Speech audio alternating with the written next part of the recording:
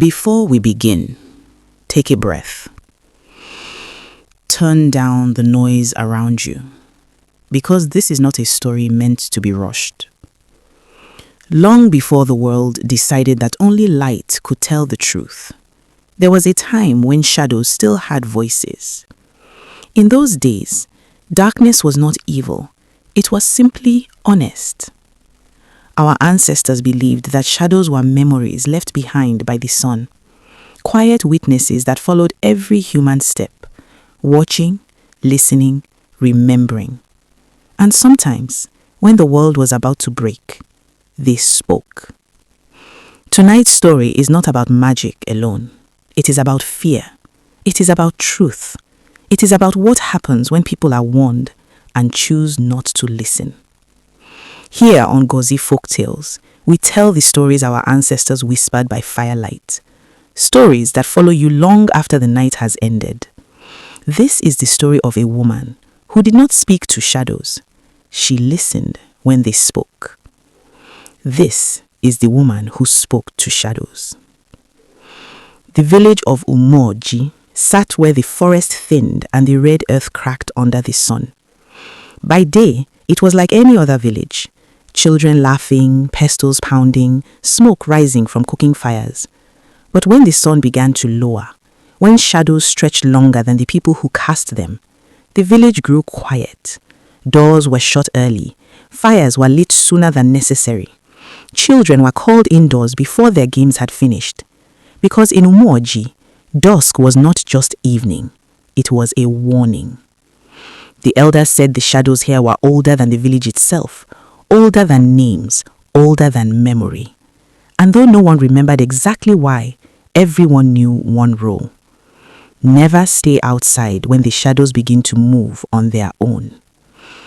Adana was born during an eclipse. The elders noticed first. When the sun darkened and the sky dimmed, a woman cried out in labor, and a child arrived as the world briefly lost its light. They said nothing at the time. They rarely did. Adana grew into a quiet girl, not weak, just observant. While other children ran from shadows, she watched them.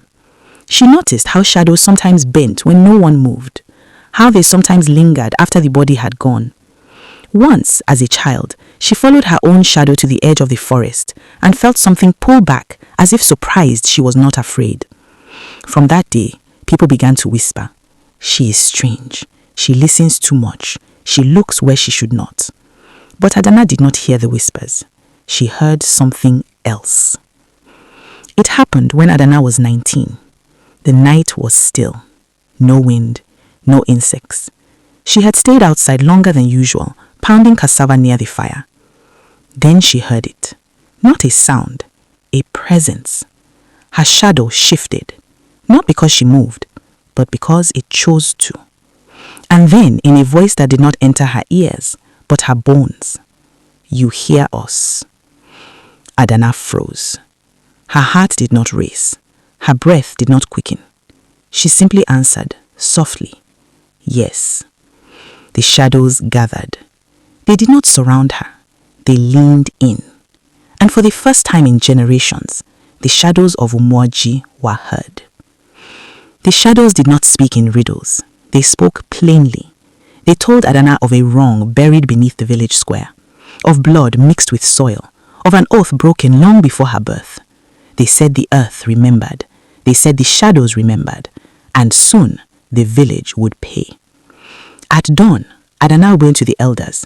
She stood before men whose faces were lined with years and silence. She told them everything. They laughed. Some scoffed. One elder spat and said, "Shadows do not speak, fear does." Another warned her, "Careful, child. People who listen to darkness become it." Adana said nothing more. But as she turned to leave, she saw it. The elders' shadows were not following them. They were watching her. The warning had been given. The shadows had spoken. And the village had chosen silence. The first sign came quietly. Too quietly.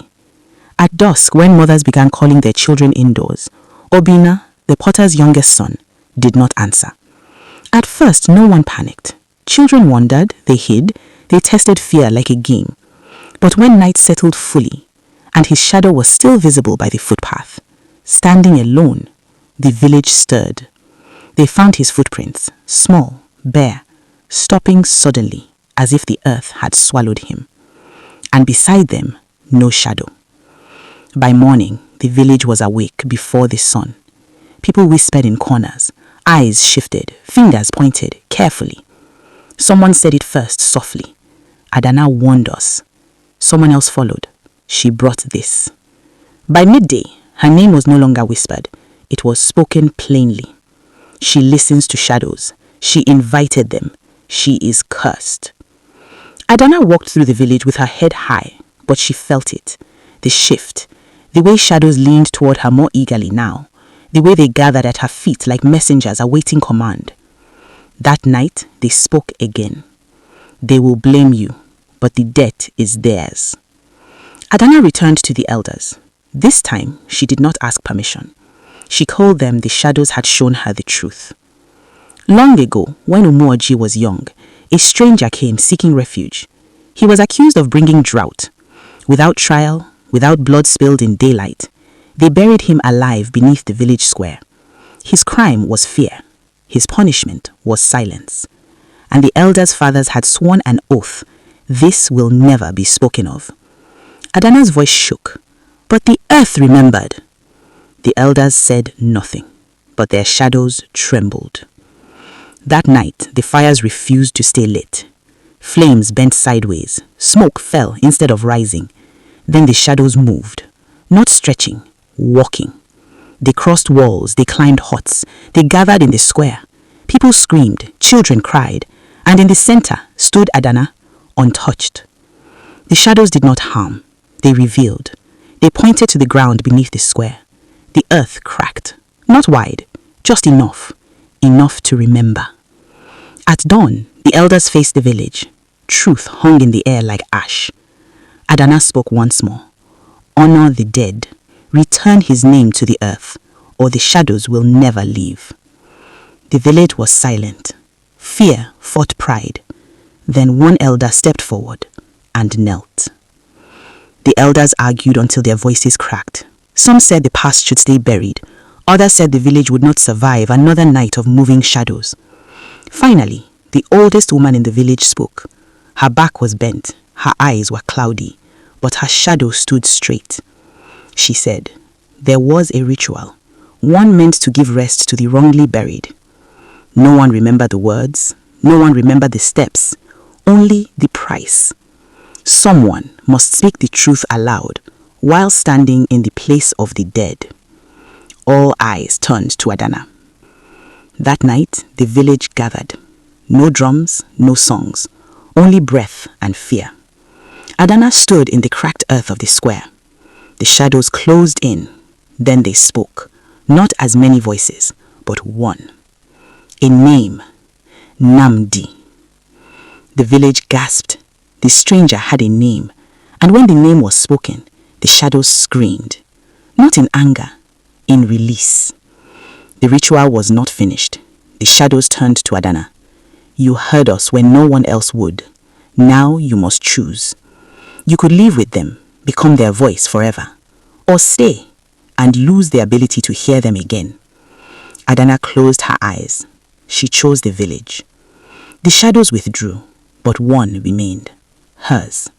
It bowed, and then it followed her normally for the first time in her life. Morning came. Birds returned. Children laughed again. Obina was found at the forest edge, alive, unharmed, confused. The earth in the square was sealed. A small shrine was built, and for the first time, the village spoke the dead man's name aloud. The shadows were quiet, but Adana knew they were not gone. Weeks passed. Umoji healed slowly. Crops grew taller. Laughter returned, but Adana changed. She no longer felt the shadows. They followed her as they did everyone else, quiet, obedient, ordinary. At night, she sometimes whispered into the dark. Nothing answered. The village honored her with gifts, yams, cloth, praise, but no one could give back what she had laid down.